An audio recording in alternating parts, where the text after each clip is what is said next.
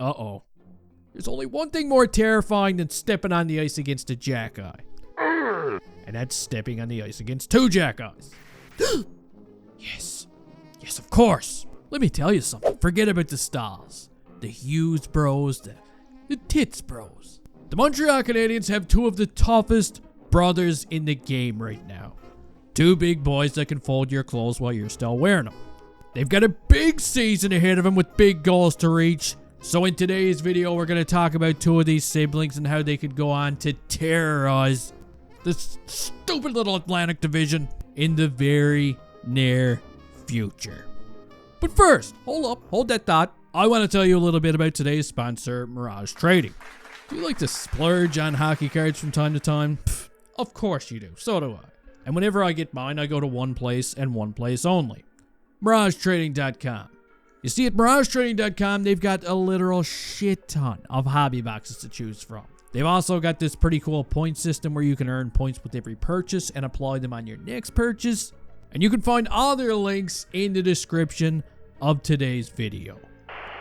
The story of Arber Xhekaj has been told many of times now. This young man went from being an undrafted, disgruntled Costco employee to becoming one of the most feared young defensemen in the National Hockey League.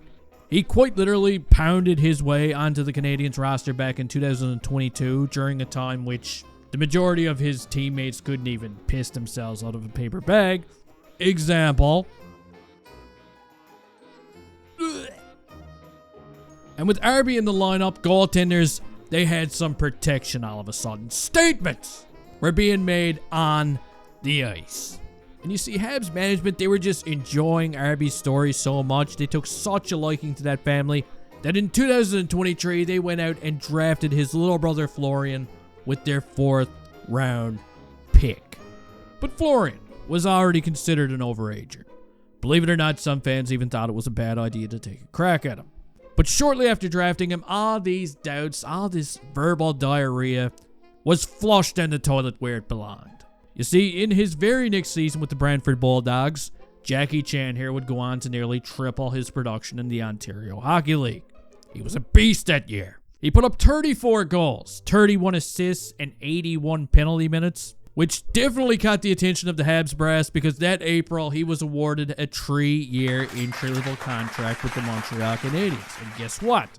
The very next season, which was last season with the Laval Rocket, his stock would only continue to rise when he put up 24 goals and 175 penalty minutes in his rookie season. Isn't that something? We're talking about a player, of course, who put up 24 goals while spending the bulk of his time playing on the 4th line. But, you see, as time went on, Florian Xhekaj would become somewhat of a Swiss Army knife for that team. He turned into a player that the coaching staff could count on in pretty much any situation.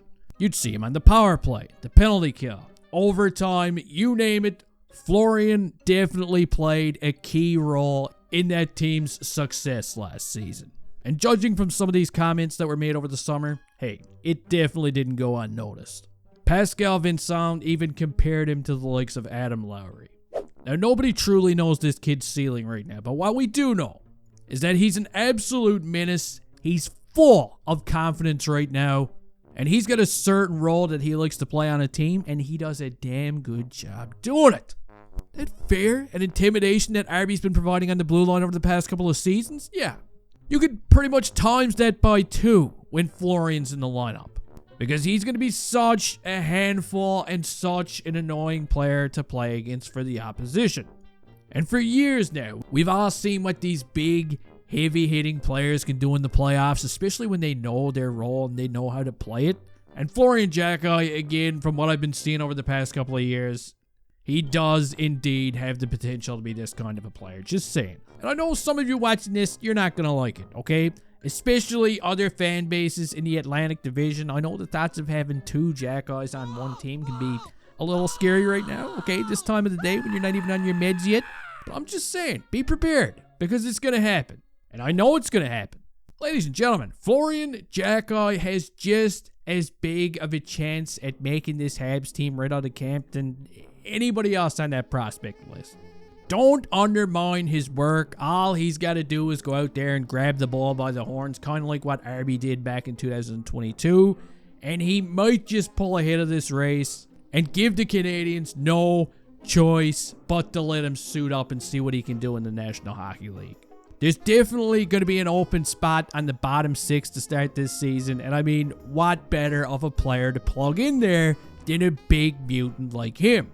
Now, I was looking at some of his highlights from camp just yesterday. He looks like he's in the best shape of his life. He's 25 pounds heavier right now. Just juiced from all the friggin' bologna and potatoes that he's been scarfing down over the course of the offseason. So, I mean, it's going to be an interesting month. That's a 6'4", 220-pound fridge that's going to be roaming the ice during these rookie games and during the preseason. And I'm really going to be rooting for him because I want to see two of these guys finally achieve their dreams of playing for the Habs together. Now, just in case you're not aware, I just want to put it out there. I'm going to release the schedule and let you guys know what's happening this weekend. Okay, so today, there's going to be a practice, and it's probably going to be already over by the time this video is up. But tomorrow, man, that's when the fun begins. Because it's 7 o'clock Eastern. That's tomorrow night. The baby Habs are going to be squaring off against the baby Jets right at the Bell Center. I'm going to be watching this game like a seagull at a McDonald's parking lot. And on Sunday, the baby Habs are going to be right back at it again. But this time, it'll be against the baby Leafs. Oh, would you look at that? The baby Leafs. Well, let's not take them lightly. That's how you get burned. That one's happening at 3 o'clock Eastern, so I guess they don't actually get to play the baby Sins. And I know a lot of you are probably wondering why, but let's just say I get it. I really do. But the next big day, I guess, would be on the 16th when rookie camp comes to an end. And I mean, it just goes to show that a lot of these guys, they're going to be laying it all on the line this weekend, man. For some of them, this is the biggest stage of their careers, so you don't want to miss that. But you can go ahead and you can let me know your thoughts down below, okay? Let me know if you think that Florian Xhekaj has a legitimate shot at making the team right out of camp this year. I want to hear all about it. If you're interested in one of these beautiful Black Eye from Xhekaj t-shirts that I've been making, look at them. I mean, people are wearing these to the games. People are wearing them at weddings and stuff. Wearing them to church even. Maybe. I don't know. But you can find the links to these bad boys down in the comment section. Please don't forget to smack that like button right across the cheeks before you leave here. And hey, well, see you next time.